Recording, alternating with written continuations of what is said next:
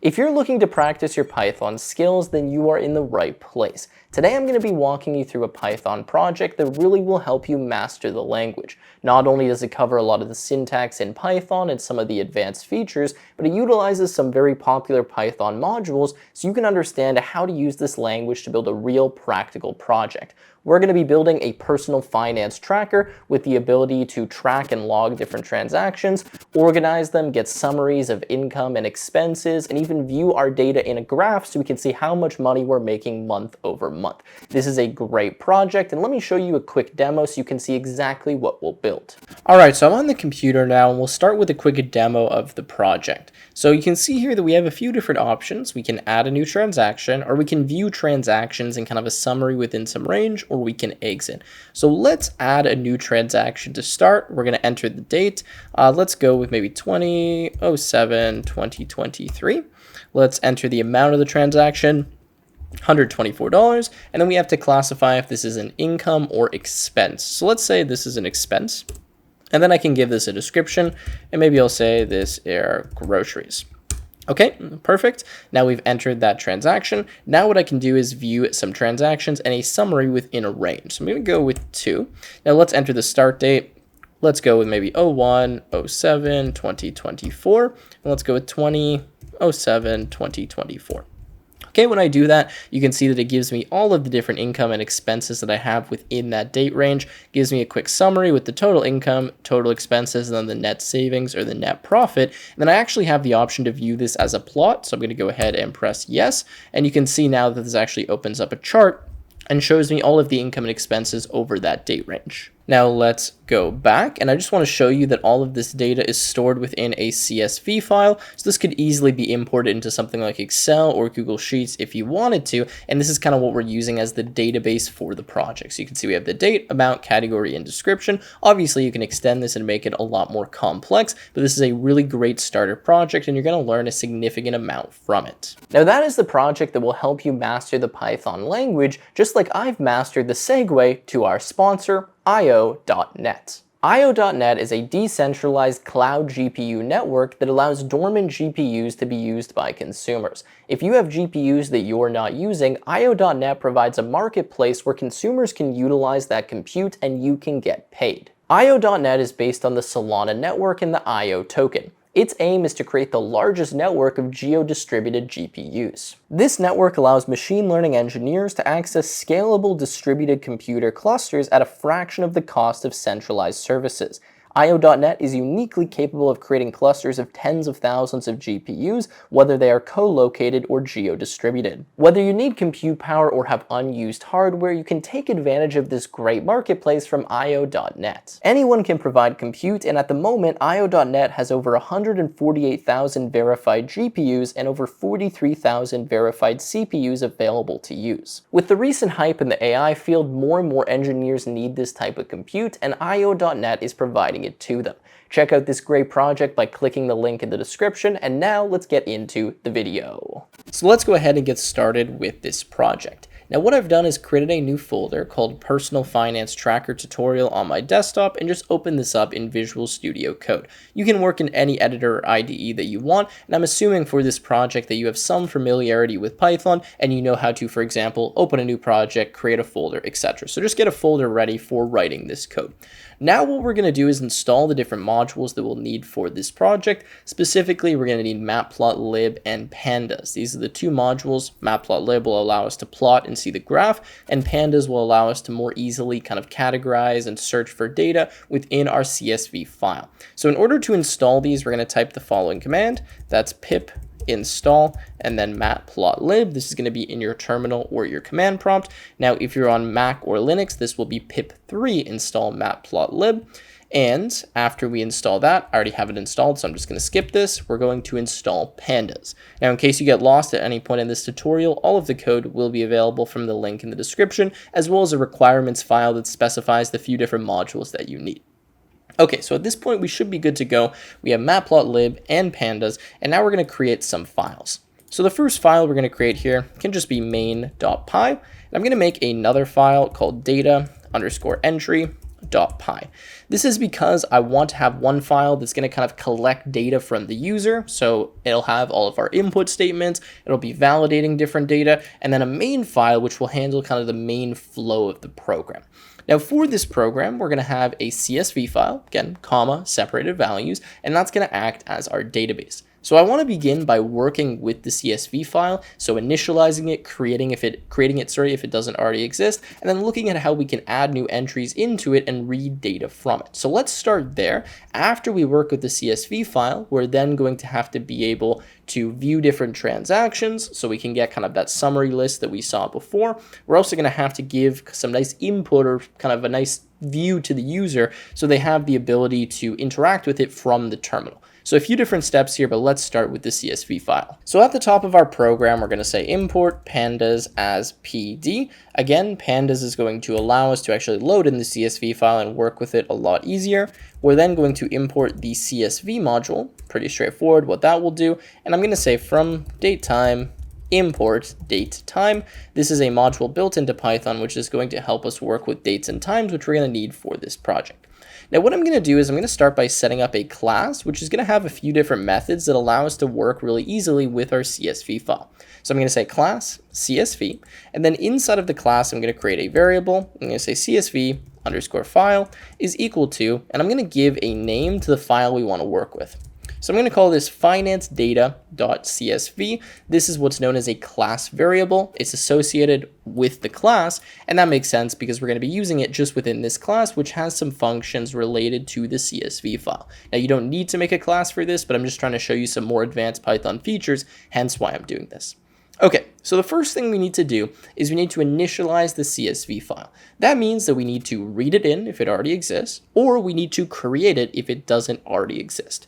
So we're going to create a method here. I'm going to say initialize underscore CSV.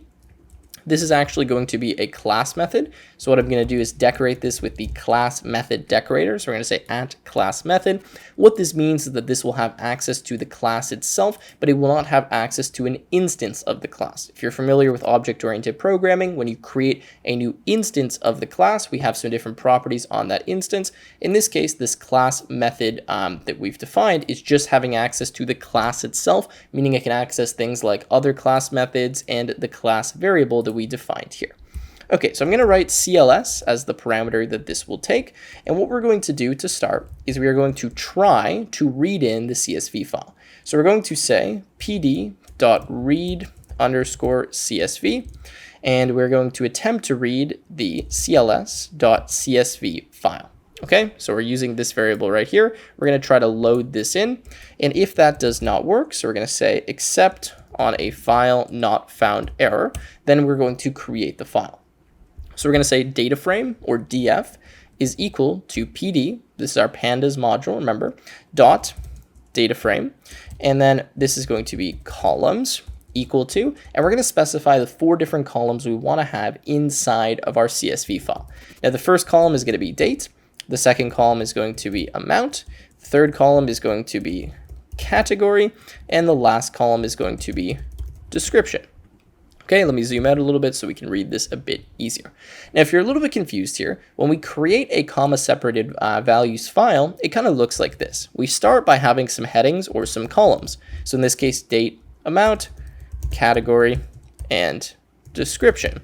Then beneath that, we have all of the different entries. So maybe we have a date like 20/07/2024. We have a category or an amount like 125, category, income, description, and whatever this is, the salary. Okay, this is what the comma separated value file looks like. We just have all of the different entries separated by commas. Pretty straightforward. So that's what we're loading in using pandas. So that's why I'm specifying the columns that I'm going to have for this, data frame. So that's why I'm specifying these are the 4 columns that I want to have, and I'm putting this inside of what's known as a data frame. Now, a data frame is an object within pandas that allows us to really easily access different rows and columns from something like a CSV file. So what we're going to do is we're going to create this data frame, and then we're going to actually export the data frame to a CSV file. So we're going to say dataframe.to_CSV. We're going to say that the name of the file we want is cls.csv file, and we're just going to say index equals false.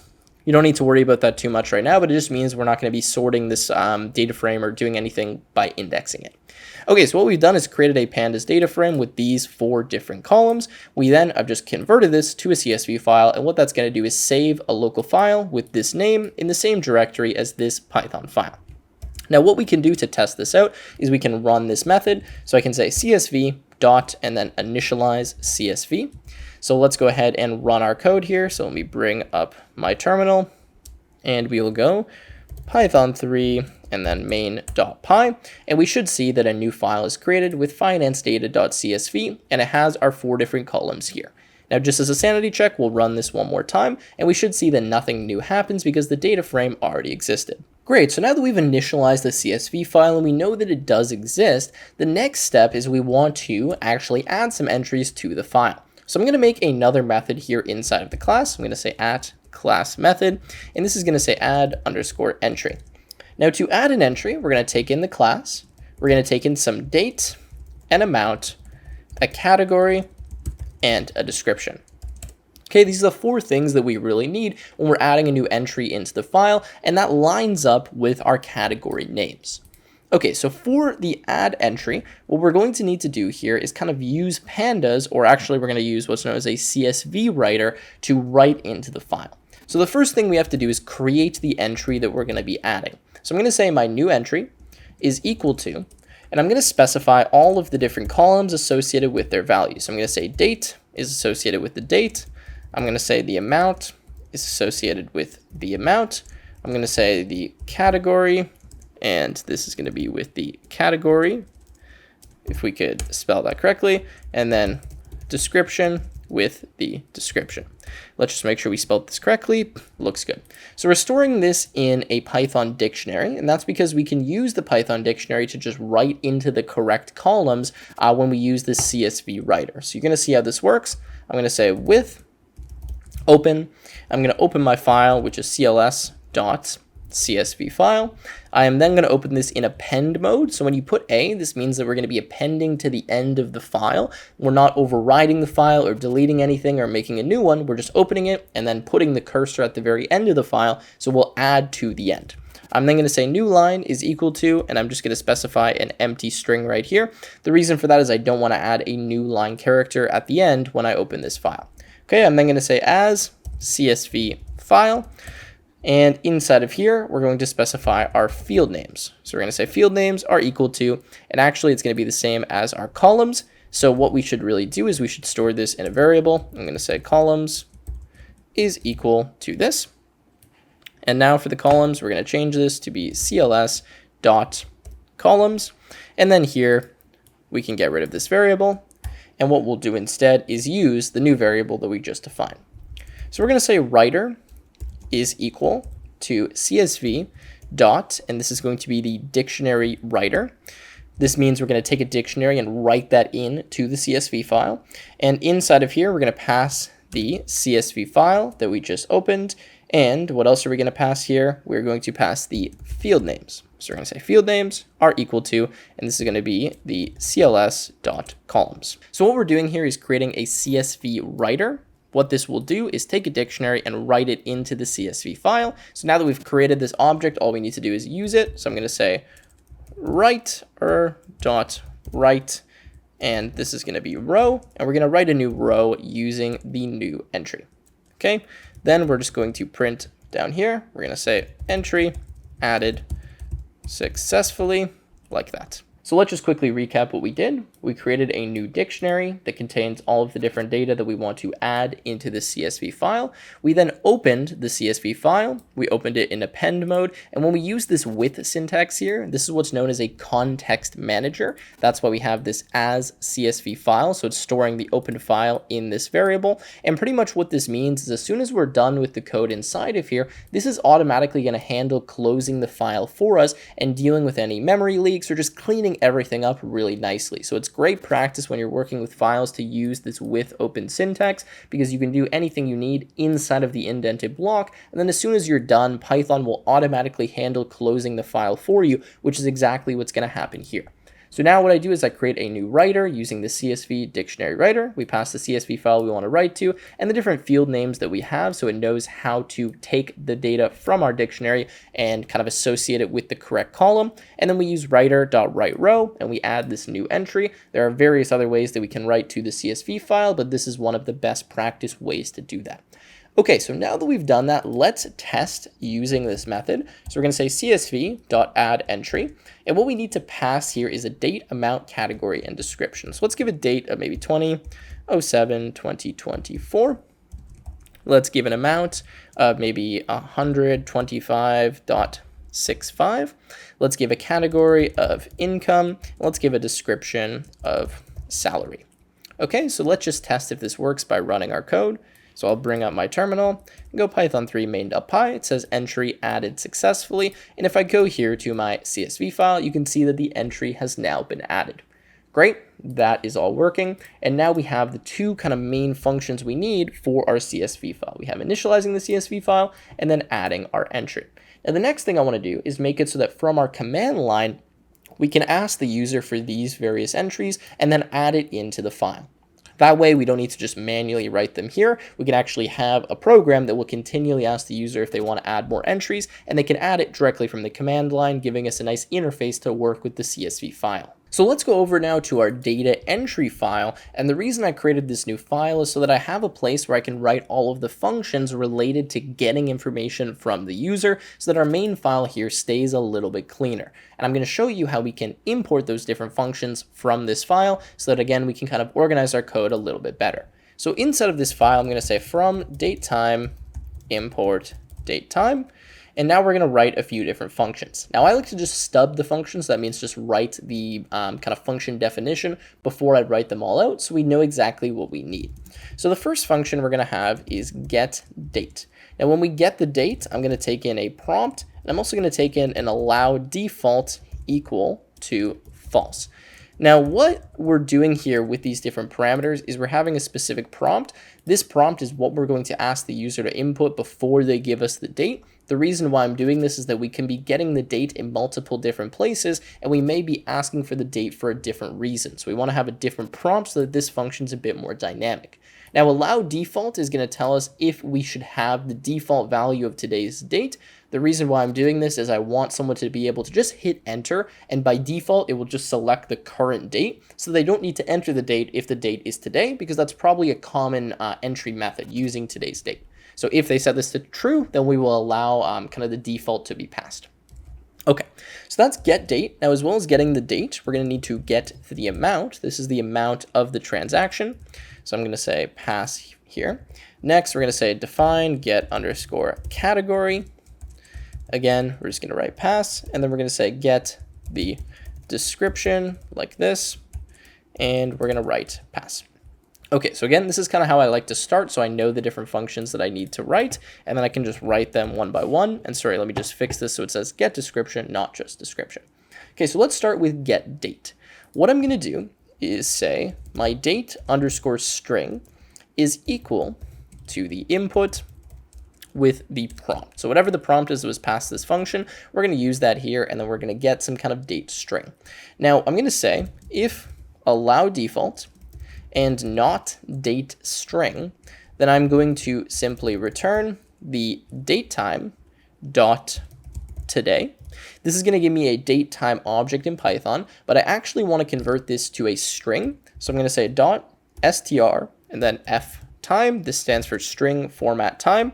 And I'm going to do %d, %m, and then % and capital Y. Now, for some reason, this is not highlighting. I think this is okay, though. Yes, this looks fine to me.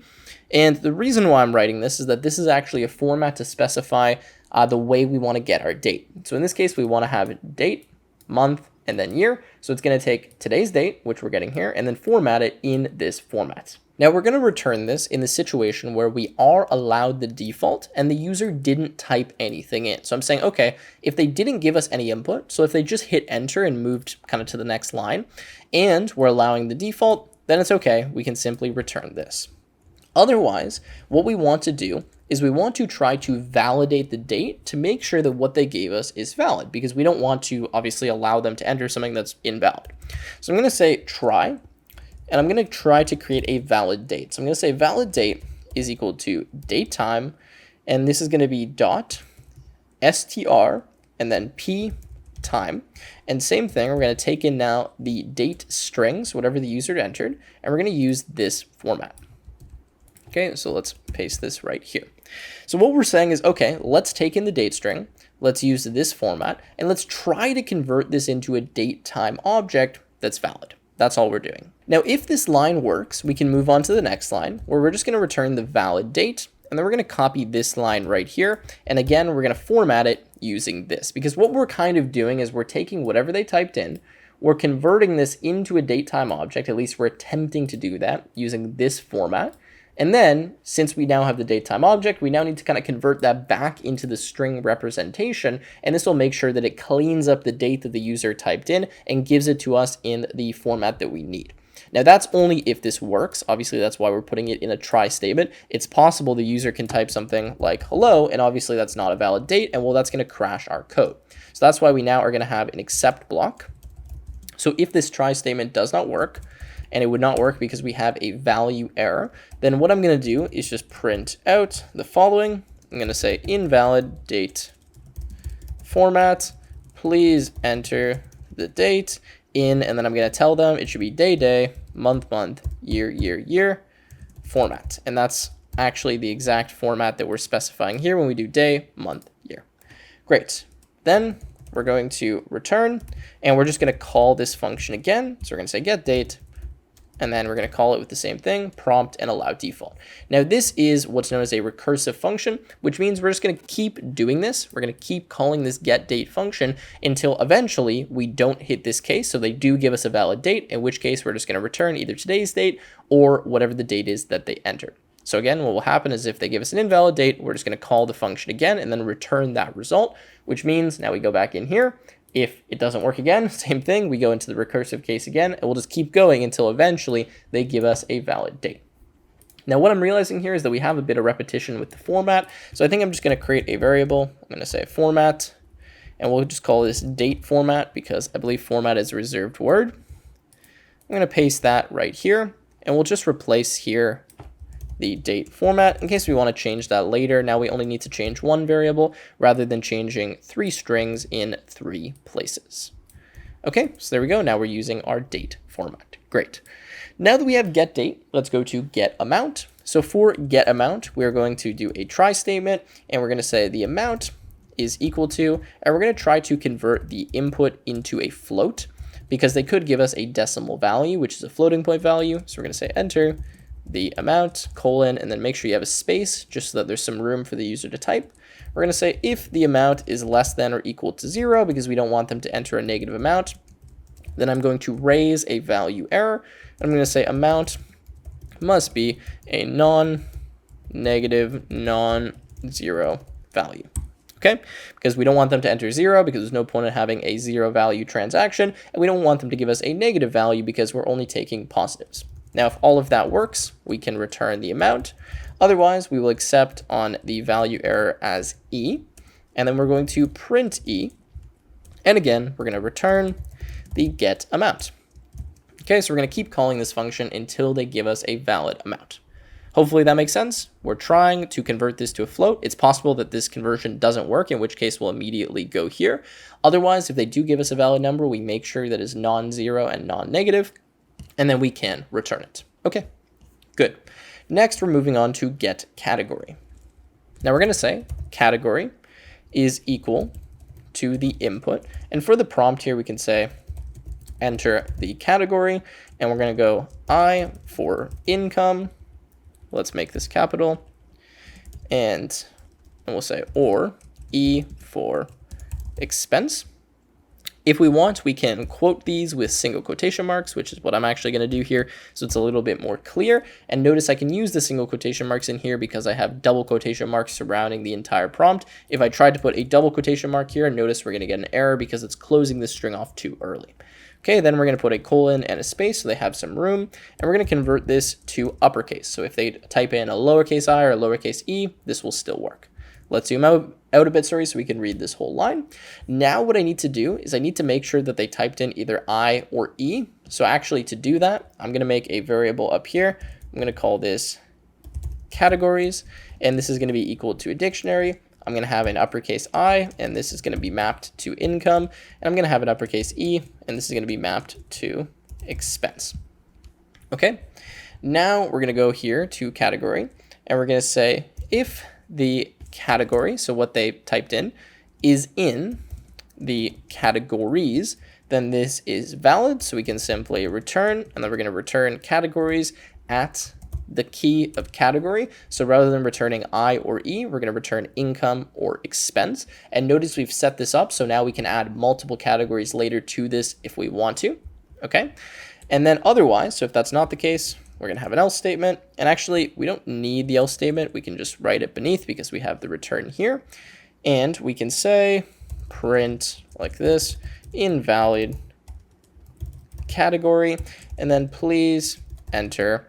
And then this will be, again, in single quotation marks, I for income and, or, not and, E for expense. Perfect. And then same thing, return get the category. Okay, so we're doing this recursively until they give us a valid category. Now the last one is really, really easy. For getting the description, we're just going to return an input. And since the description is optional, we're just going to say enter a description. They can type anything they want here because this will be optional. Okay, so now we have our 4 functions: get date, get amount, get category, and get description. Now we're going to use them from our main file. So to do that, we're going to go to main, and we need to import them from the file we just wrote. So to do that, we're going to say from, and then the name of our file is data entry. So we say from data entry, import, and then we write the name of our functions. So get amount, get category, get date, and get description. Doesn't matter the order in which you type them. Perfect. Now what we're going to do is write a function here that will call these functions in the order that we want in order to collect our data. So we're going to say define add. Inside of here, we're going to begin by initializing the CSV file. So we're going to say csv.initialize.csv. And now we're going to get these values. So we're going to say the date is equal to get underscore date. We're going to say the amount is equal to, and this is going to be get the amount. For our date, by the way, just before I forget, we're going to say enter the date of the transaction. And we'll just put the format we want. So day, day, month, month, year, year, year. Okay. And then we'll say, we want something to say that you have the default value. So I'm going to say enter the date of the transaction or enter for today's date. Okay. So we'll go with that. That's fine. And I think we need this here. So let's add that. And in terms of allow default, we're going to say allow default is equal to true. So we will allow the default value of today. Okay, now we're going to get the amount. That doesn't need any parameters. We're going to get the category. That does not need any parameters as well. And we're going to get the description. That does not need any parameters. Okay, once we get these 4 values, we know they're valid because they will have been validated by the data entry functions. So now I can simply say csv dot and then add entry, and now we just pass the value. So date, amount, we got to spell this correctly, category, and description. Okay, so now we can test this. So rather than having these 2 lines, we can just call the add function. Let's run our code and let's make sure that this is working. Okay, so enter the date of the transaction or enter for today's date. Okay, enter the amount. Let's go with 125. We're going to go with income, and description, we'll go with side gig. Okay, it says it was entered successfully. So let's go to finance data, and you can see that now we have this new entry and it has been added. Great, that is working well. Okay, so let's clear this. And now let's move on to the next step, which is to kind of make this a little bit prettier. in terms of getting all of the input, and also to allow us to view a summary of all the different transactions and eventually to actually plot those on the graph. So let's go back to this CSV file here and let's add another method. So we're going to say @class method because again, this is just going to be associated with the class, and this is going to be something that can give us all of the transactions within a date range. So we're going to say define get underscore transactions, and we're going to take in the class, a start date, and an end date, because in order to get the transactions, well, we need to know the start and we need to know the end. Now, the first thing we're going to do is read in our CSV file. So we're going to say data frame is equal to pd.read CSV, and we're going to read the CSV file, which is the cls.csv file name. Okay, now that we have read this in, what we're going to do is we're going to convert all of the dates inside of the date column to a date time object so that we can actually use them to kind of filter by different transactions. Bear with me, this is going to seem a little bit complicated. Just trust me, it will make sense at the end after I can explain it line by line. So we're going to say the data frame at date. Now notice that I can do this. When I work with a pandas data frame, I have the ability not just to access the individual rows, but to access all of the columns, which makes it very useful. So when I say df at date, I'm actually accessing all of the different values in the date column. Okay, so I'm saying data frame at date, and what I'm going to do is change these values. So I'm going to say pd.to_datetime, and I'm going to take in all of the values in the date column again, and I'm going to specify that the format we want is, and then the format that we had, which is %d, %m, and %y. Now we're going to use this a lot, so again, we'll put this in a variable. It's a little bit redundant that we have the variable in two places, but for this purpose or for this project, it's fine. So I'm just going to put in the CSV file here, format is equal to this. Okay, and we'll remove the date format, and now we have that in here, so we can just use this. So I'm going to say csv.format, so we'll use that. Okay, so now we've just converted all of the dates in this date column to that format. Again, the reason we're doing this is just to ensure that they're going to be in the correct object so that we're able to actually sort by them and to kind of find the correct dates, because we don't necessarily know what will be stored in this column. Even though our code is adding it in the correct format, this is kind of converting it to a date time object, which gives us some other properties that allow us to kind of sort by it and use it. Okay, now we're going to say the start underscore date is equal to datetime.strp time. Okay, and we're going to take in the start date and the CSV.format. The reason for this is that the start date that's given to us is going to be a string. So since it's a string, again, we want to convert it into the correct format.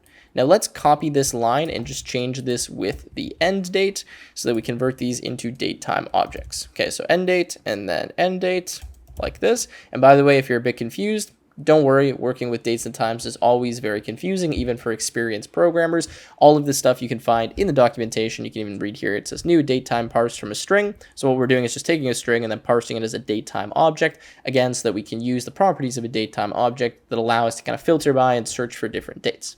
Okay, now what we're going to do is create something known as a mask. Now, a mask is something that we can apply to the different rows inside of our data frame to see if we should select that row or not. So bear with me while I write this. I'm going to say mask is equal to, and we're going to put inside of parentheses, data frame date. Okay, this is going to be greater than or equal to the start date. We're going to use the and symbol, so not writing and, but actually using the and, which stands for bitwise and. And we're going to say data frame date less than or equal to the end date. Now, what this is doing is checking if the data in the current row in the column date is greater than the start date, and if the data or the date in the current row that we're looking at is less than or equal to the end date.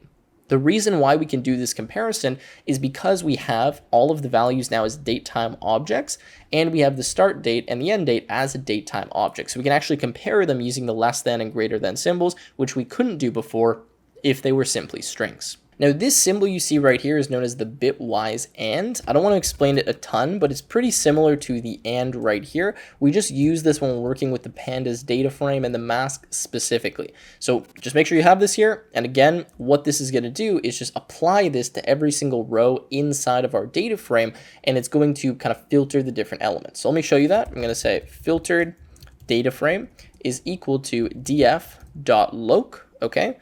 And inside of here, we're going to pass the mask. What this is going to do is return to us a new data frame, a filtered data frame that only contains the rows where this was true, where the date was greater than or equal to start date and the date was less than or equal to the end date. You don't have to understand exactly how this is working. This is kind of a fancy feature of pandas, but what it's doing, again, is kind of locating all of the different rows where this mask matches. And you could obviously create a more complicated mask, but this is what we want for now. Okay, so now that we have that, we're going to go down here, and we're going to say if the filtered data frame dot empty, so just checking if there's nothing in it, then what I'm going to do is say print no transactions found in the given date range. Okay, otherwise, we're going to go into this block right here where we start printing out all of the different transactions and start creating a summary of those. So we're going to start with a print statement here, and we're going to say transactions from, we're going to make this an F string available in Python 3.7 and above, and we're going to say start underscore date dot string format time. And we're going to do the format that we've used before, so csv.format. What this is going to do is take our start date and just convert it into this format when we print it out, because now we have the datetime object and we're converting it back to a string. We're going to say to, and then this is going to be the end date dot string format time, and then we're going to take in the csv.format as well. Okay, let's save that. So we're just kind of printing this out at the beginning as a header saying, hey, we're about to show you the transactions in this range. And now we're going to print all of those out. So we're going to say print, and we're going to use our data frame to do this. So we're going to say filtered data frame dot to underscore string. This is a method that will just take the data frame, so all of the different entries that are inside of it. Again, these are filtered now, just the transactions that we want, and convert it into a string that we can print. We're going to say index is equal to false, and we're going to say formatters, and now what we can do is specify if we want to format any specific column, and we want to format the date column. So we're going to say date inside of a Python dictionary right here.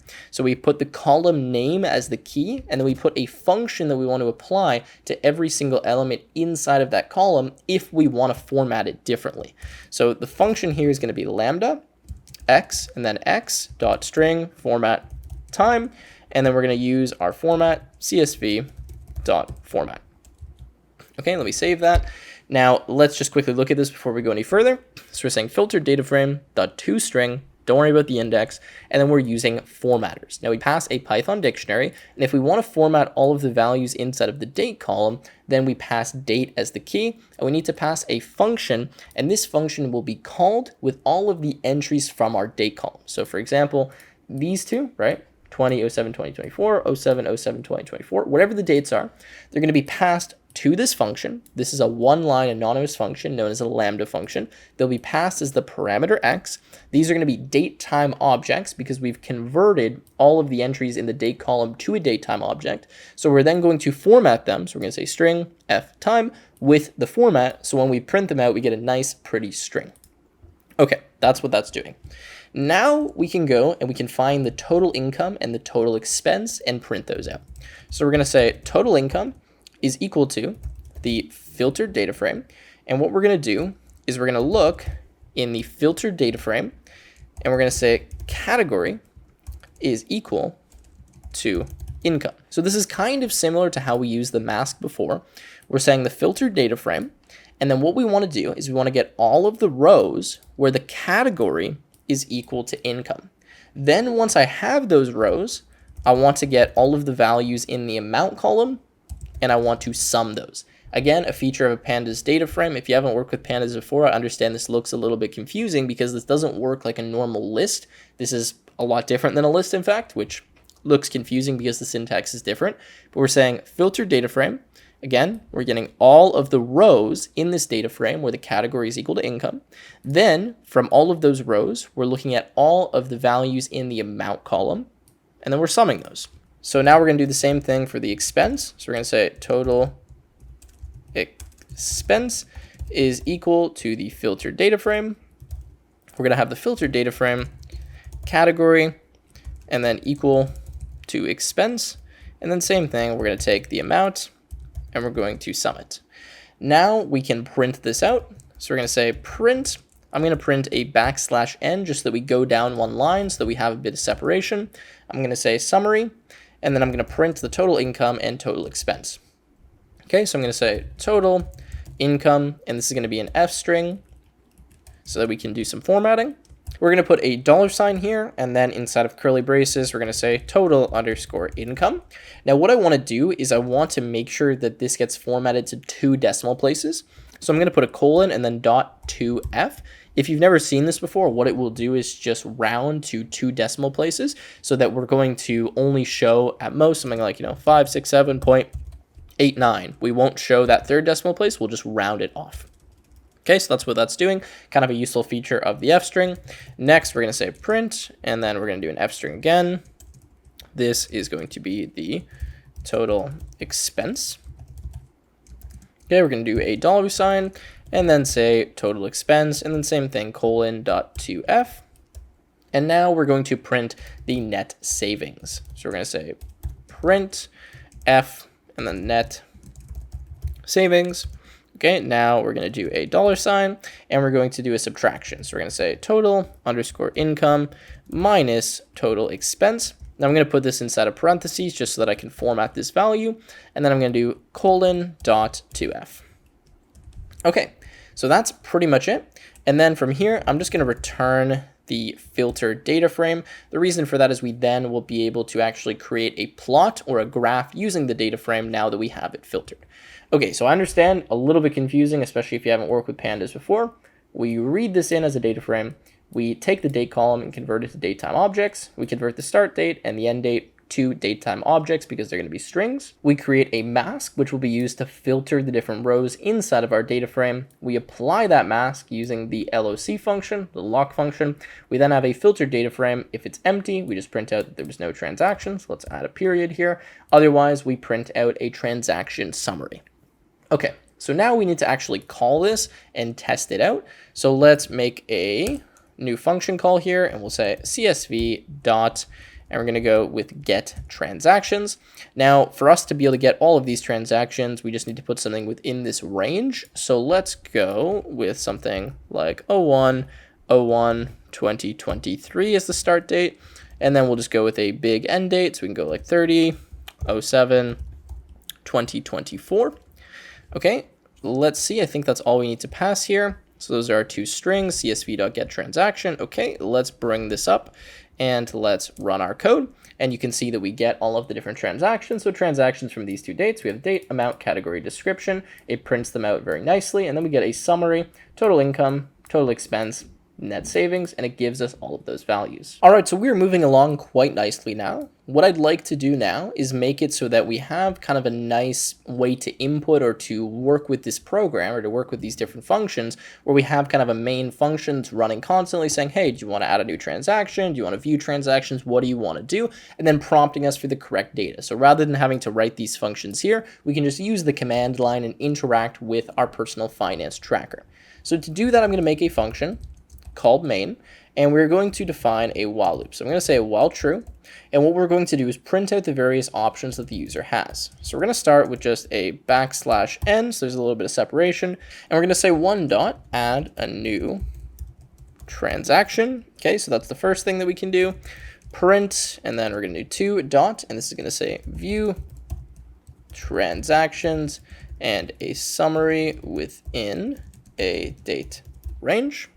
Okay, and let's just go and summary.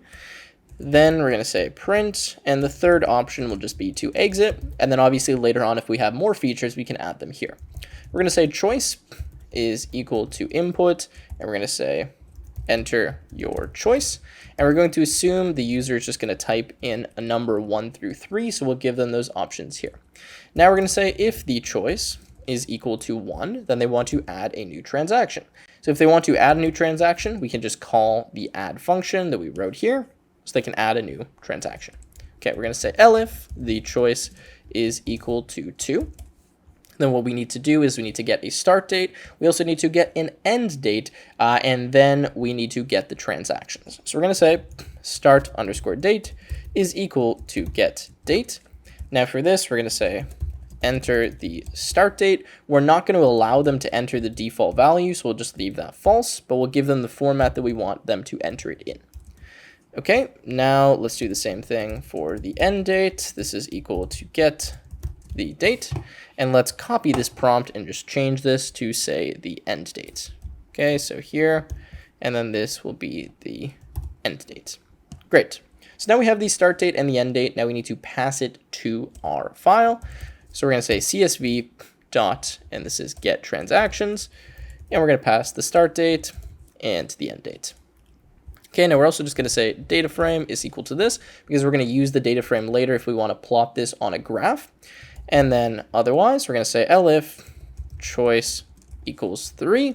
Well, that means they're going to exit. So we're going to say print exiting dot dot dot. And then we're going to say break. So we're going to break out of the while loop. And then lastly, else we are going to say print. We're going to say invalid choice. Enter 1, 2, or 3. Okay, period. And that should be it. Now we just need to call this function. So we're going to say if underscore underscore name equals equals underscore underscore main underscore underscore. Then we're going to call main. Now the way that this works is that if we run this file directly, this line will execute and will call the main function. Whereas if we import this file, this will not run because the name is not going to be equal to main. Pretty much what this line is doing is protecting this code so that we don't run the main function unless we directly execute this file. If we were to remove this and just call the main function, even if we were to import something from this file, then this main function would run, which we don't want. So just kind of a good practice, and that's why I'm putting it here. So let's quickly test this out and make sure that this is working, and then we can move on to the graph part, which is pretty cool.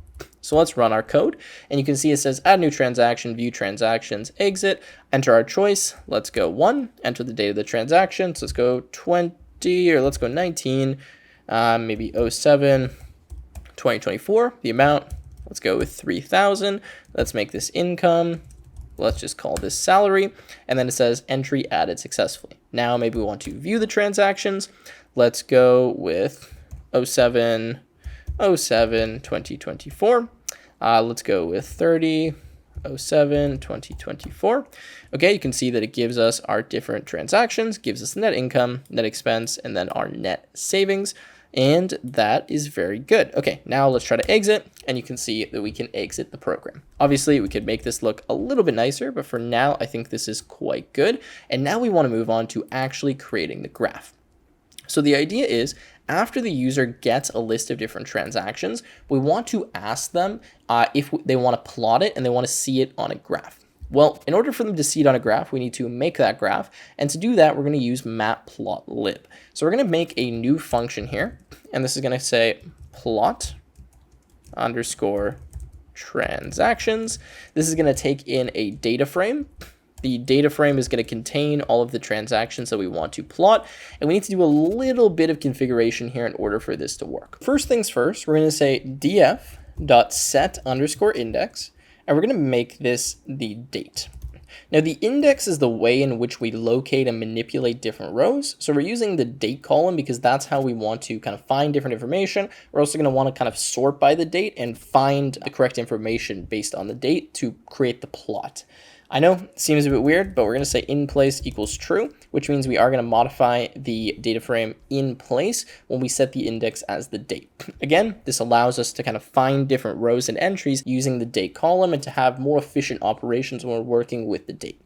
Okay, now that we've done that, what we need to do is create two separate data frames, the income data frame and the expense data frame. The reason for that is that I want to have income as one line and expenses as another line. So I need to just have all my income and all my expenses in two separate kind of data sets or two separate data frames in this case. So I'm going to say my income underscore data frame is equal to, and we're going to start with the data frame. And like before, we're going to say data frame category is equal to income. Now this is good, and right now this is going to give us the all of the rows that are income, so that's good. However, we need to do a few different things here in order to kind of shift this data frame into something that's going to be nice to actually plot on the graph. The idea is I want to see a nice line where it's showing me even potentially 0 income on different days. So I might need to actually add more rows in where we have kind of missing dates. I know this seems weird, but if we look at this, you can see that we have something on 20th, 7th, and 19th. The rest of the days, we don't have anything. So if we were to plot this, we're just going to get 3 kind of dots or 3 disconnected lines. What I want instead is I want to have all of the empty days be marked as 0 so that we actually see the line going in the correct direction. You'll see what I mean when we plot this out, but it requires a bit of manipulation to this data. So the first thing we're going to do is we're going to apply a resample to this, and we're going to pass the value D. So this stands for daily frequency. So we're going to take our filtered data frame with all of the transactions that we want. We're going to look at them and we're going to make sure that we now have a row for every single day. That's what resampling is doing. It also allows us to aggregate different values that are on the same day. I know, a little bit confusing. These methods are not super simple to understand, but think of it as just kind of filling in all of the missing days. That's really what resampling is doing. Now, next, what we're going to do is we're going to sum. Now, what we're doing here is we're summing all of the different amounts. So that's what sum is going to do. It's just going to take the values and add them together. And now we're going to re-index, and this is going to be with the data frame dot index, and we're going to say the fill underscore value is equal to 0.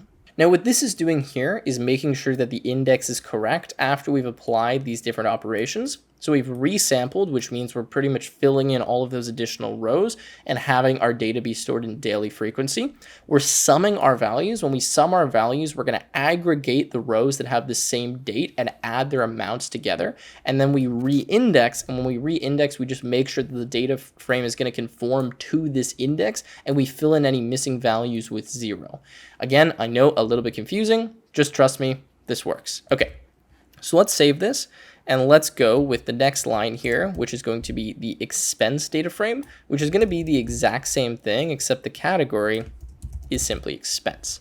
So now we have a data frame for our income and for our expenses. And the next thing we need to do is create a plot using matplotlib, where we can actually put this different data. So we're going to go to the top of our program here, and we're going to say we're going to say import matplotlib.pyplot as PLT. Okay, very common import here. Now, what we'll do is we'll start creating a plot. So we're going to say plt.figure. Figure is kind of setting up the screen or the canvas where we're going to actually be putting the graph. And we can specify the size that we want. So we're going to say the figure size is equal to 10 and 5. Okay, you can change the size later if you want. And now we can plot the different lines, or in this case, the different data frames that we have. So we're going to say plt.plot, and we're going to plot the income underscore data frame, and we're going to plot the index. The index means we're plotting the date pretty much. Then we're going to say the income underscore data frame and the amount. So what we're using as the x-axis is the index, so all of the different dates, and what we're using for the y-axis or the value is the amount. Then we can give this a label, and we're going to say that this is income, and we can specify the color, and if we go with G, that just stands for green. Now we can do the same thing for our expense, so we're going to say this is the expense data frame dot index, which again is the date. We then are going to say this is the expense data frame and the amount. We will give this a label, which is equal to expense, and we will give this a color, which can be R or red. Okay, now we can just do a few labels. So we're going to say plt.x label, and this is going to be the date. Then we can give this a y label. So we're going to say plt.y label, and this is going to be the amount.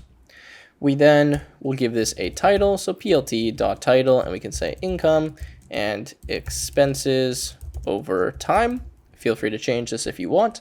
We'll say plt.legend. When we do this, it enables the legend, so we are going to see the labels for our different colored lines. And then we're going to say plt.grid. This enables the grid lines, so we're going to specify that as true so we can more easily see where our values line up. And then lastly, plt.show. This actually takes the plot and shows it on the screen. So plot transaction should now work. What I'm going to do lastly is I'm going to go here to where I have my choice, and I'm just going to say if input, do you want to see a plot? Question mark, and we'll say why no. And this is going to be dot lower is equal to y. Then we will simply call that function, which is plot transactions, and we will pass that filtered data frame. Okay, so I'm just asking them, hey, do you want to see this? Converting it to lowercase. If they type in yes or y, then we will plot this and it should show the graph. Okay, so let's test this out. But actually, before we test this out, I'm just going to fill this with some sample data so that it looks a little bit more full. So I just added a bunch more entries here into my CSV file. I actually just used ChatGPT to generate a bunch of them for me, so it was really, really fast. And you can see that we're going from kind of the 1st to the 31st of, July. So those are kind of the dates that we can choose from.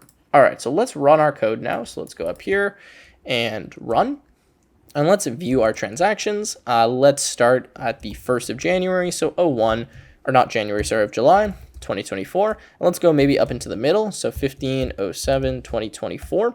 And you can see that it gives us a bunch of the different transactions. We have total income 3,000, total expenses 905, net savings 2145. Do you want to see a plot? Yes, of course we want to see a plot. And then it brings us here, and you can see that we get the plot. Now notice that we have a bunch of days where we have 0. The reason, again, why we have that is because of the resampling that we did to the data frame so that we have this on a daily frequency. So whatever the dates are, this is giving us everything daily, even though it doesn't quite look like it with the legend because it's skipping a few dates, it is indeed doing that. So there you go. That is how this works. We can test this out again with a different date range just to make sure. So let's go to, let's go maybe 03, 07, 2024, and let's go 30/07/2024. Do you want to see a plot? Yes. And when we come here, you can see that we get a different plot now that's going from 03 to 030. There you go, guys. That is going to wrap up this video. So I know that a lot of this was a little bit confusing because you're learning about some new modules like matplotlib and pandas, but I wanted to show you some more advanced features in Python and how you create a real usable application. Obviously, there's a lot of more features that you would want to add to this for it to really become super useful, but this is a really solid base that you can extend and hopefully will act as a really good starter project and something you could turn into maybe even a resume project. All of this code will be available from the link in the description if you need it. If you enjoyed the video, make sure you leave a like, subscribe to the channel, and I will see you in the next one.